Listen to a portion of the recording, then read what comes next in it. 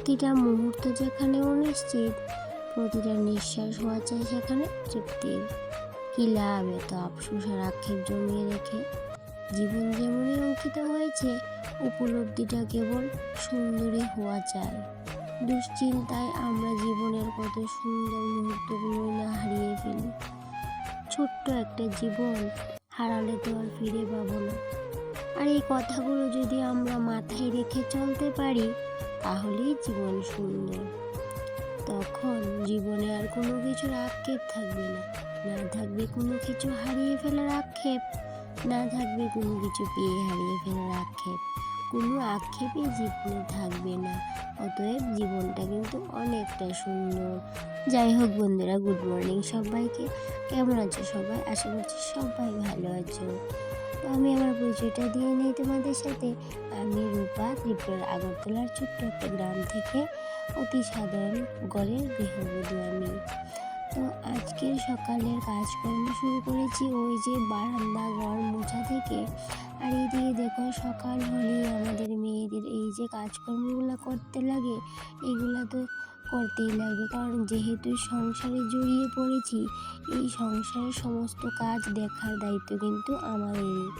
যেহেতু একটা সংসার সামলানোর কর্তব্যটা নিয়ে নিয়েছি, আর এই কর্তব্যটা কিন্তু আমাদের পালন করতেই লাগবে। একটা সময় এই সংসারের কাজকর্মের যে একটা মায়া, সংসারের প্রতি যে একটা মায়া, সেটা কিন্তু আর বুঝতে পারতাম না। কিন্তু এখন যতই দিন যাচ্ছে, ততই কিন্তু ওই যে সংসারের প্রতি মায়া জিনিসটা বেড়েই চলছে। আর ওই যে মায়ের শেখানো কাজকর্মগুলা আগে কিন্তু অতটা মনোযোগ দিয়ে শুনতাম না, যে এইটা কর, ওই সময়ে ওইটা কর, ওইগুলা কিন্তু মনোযোগ দিয়ে শুনতাম। তখন কিন্তু মায়ের কথাগুলো বেশ বিরক্ত লাগতো। কিন্তু এখন মনে মনে ভাবি আর অনুভবও করতে পারি যে ওই সময়ের কাজটা সময়ে যে কেন করতে বলতো মা, এখন কিন্তু প্রতিনিয়তই বুঝতে পারি। আর আগে যখন বুঝতে পারতাম না, তখন কিন্তু ওই কথাগুলো অনেকটাই বিরক্ত লাগতো। যে মেয়েটা বিয়ের আগে কোনো কাজকর্মের মানেই বুঝতাম না, ওই কাজ করতে হবে বলে টুকটাক কিছু কাজ করে দিতাম মায়ের হাতে হাতে। কিন্তু এখন কিন্তু আর কারো কথাই কাজ করি না। এখন কিন্তু নিজ দায়িত্বেই কাজ করি। এখন কিন্তু কেউ আর আমাকে বলে দিতে লাগে না যে এইটা কর, ওইটা কর। এখন যেহেতু সময়ের সাথে সাথে আমাদের বয়সটাও বেড়ে গেছে, আর ওই যে মেচুরিটি বলে একটা কথা আছে, ওইটাও চলে এসেছে। সেহেতু কিন্তু ওই যে কাজের মানেটাও বুঝতে পারি, আর কখন কোন কাজটা করতে হবে সেটাও কিন্তু বুঝতে পারি। এখন কিন্তু আর ওই যে মা শিখিয়ে দিতে লাগে না যে এটা কর, ওইটা কর। ওই যে নিজ দায়িত্বেই সব কিছু করে নিতে পারি। আর এটাই হলো আমাদের মেয়েদের আসল জীবন। আর এইদিকে দেখো, তোমাদের সাথে আমার অভিজ্ঞতাগুলো একটু শেয়ার করতে পারে অনেকটাই ভালো লেগেছে। আর এইদিকে দেখো, বিয়েতে যাব বলে এই যে প্রিপারেশন চলছে। কারণ কি, ছোটো বোনের বিয়ে লেগেছে, তাই জন্য এই যে আমার হলুদ শাড়িটা আমি নিজেই আয়রন করে নিয়েছি। হয়তো অতটা হয়নি, কিন্তু ওই যে যতটা হয়েছে ততটা নিজেই করে নিয়েছি। কারণ কি, ওই যে শাড়িটা ধুয়ে দিয়েছিলাম আর একটু কুচকে গিয়েছিল, তাই জন্য একটু আয়রন করে নিয়েছি। আর কিছু মার্কেটিংও করে নিয়েছি। ওই যে সামর্থ্যের মধ্যে যতটুকু হয়েছে ততটুকুই কিন্তু কেনাকাটা করে নিয়েছি। তো যতটুকুই টুকিটাকি কেনাকাটা করেছি তোমাদের সাথে শেয়ার করে নিচ্ছি। এই যে এখানে দেখতেই পাচ্ছ যে আমি একটা গলাতে পরার জন্য একটা চিকি বলতে পারো, ওইটা নিয়ে নিয়েছি। আর এদিকে 2 প্যাকেট নিয়ে নিয়েছি চুলের কাঁটা। তো কুপা বাঁধতে হবে, তো তাই জন্য ভাবলাম যে 2টো চুলের কাঁটাও নিয়ে নিই। আর এদিকে সেফটিনও নিয়ে নিলাম। আর এইদিকে যে এই যে একটা লং চেন, তো এরকম একটা চেন নিয়ে নিলাম। ভাবলাম যে চিকের সাথে দিতে পারবো, আর যদি আর একটা এর থেকে একটু শর্ট একটা আছে ঘরে, ওইটাও দিয়ে নেব, তাহলে কিন্তু হয়ে যাবে। তো অতটাও টাকা খরচ করতে চাইনি, কিন্তু ওই যে যতটুকু খরচা করতে লাগবে ততটুকু তো আর লাগবেই। সেই জন্য ওই যে যতটুকু না করলে না হয় ততটুকুই কিন্তু করে নিয়েছি। আর এখানে নিয়ে নিয়েছি একটা হাতের মেহেন্দি, আর এই যে একরকম দেখতেই পাচ্ছ দুজোড়া কানের, একজোড়া কানের হয়েছে আমার বৌদির জন্য নিয়ে নিয়েছি, আরেক জোড়া আমার জন্য। তো আর এদিকে নিয়ে নিয়েছি চুলের একটা খোপার জন্য এই যে গজরা, আর সিম্পল গজরা বলতে পারো, আর দুটো নিয়ে নিয়েছি, একটা বৌদির জন্য নিয়েছি আর একটা আমার জন্য নিয়ে নিয়েছি। আর এদিকে নিয়ে নিয়েছি খোপার জন্য এই যে আর্টিফিশিয়াল ফ্লাওয়ার, রোজ 3টা রোজ নিয়ে নিয়েছি আর্টিফিশিয়াল, কারণ কি ওই যে অরিজিনাল ফ্লাওয়ার আর কে এনে দেবে বিয়ের দিন, সেই জন্য ভাবলাম যে আর্টিফিশিয়ালটাই নিয়ে নিই। আর এদিকে নিয়ে নিয়েছি কিছু চুড়ি, এই যে চিকন চিকন টাইপের কিছু চুড়ি নিয়ে নিয়েছি। ইচ্ছে হবে তখন পরে নেব, আর যদি ইচ্ছে না করে পরবো না। তো এমনিতেই নিয়ে নিয়েছি, ইচ্ছে করছিল নিয়ে নেব, তাই জন্য কিন্তু নিয়ে নিয়েছি। আর এই যে এখানে নিয়ে নিয়েছি একজোড়া কানের দুল, এটা কিন্তু বিয়েতে পরবো বলে নিয়েছি।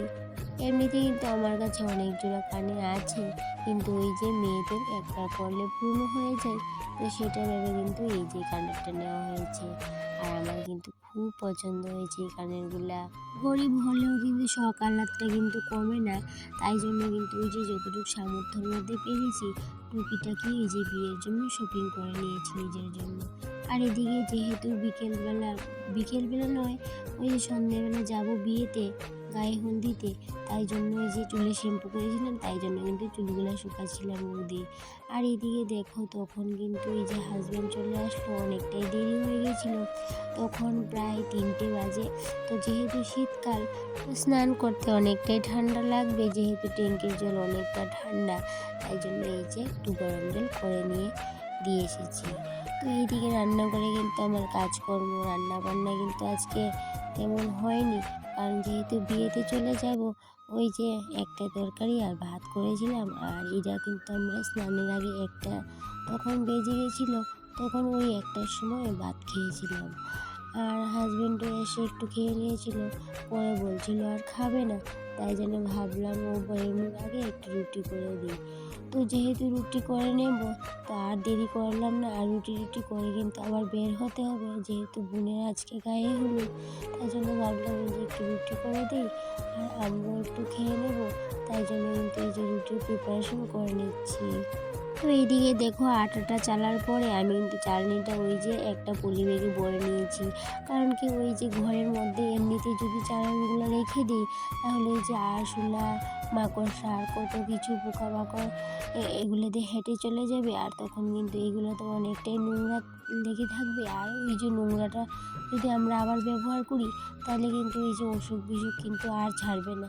তাই জন্য আমি কী করি, এই চালনিগুলোকে না একটু পলি ব্যাগের মধ্যে ভরে রেখে দিই কাজকর্ম সারার পরে।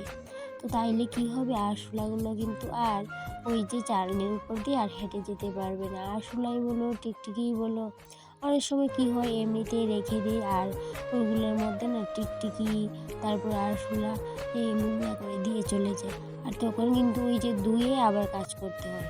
তো প্রত্যেক দিন তো আর ধোয়া সম্ভব না, তো তাই জন্য কী করি, আমি এইভাবে করে পলি ব্যাগে রেখে দিই।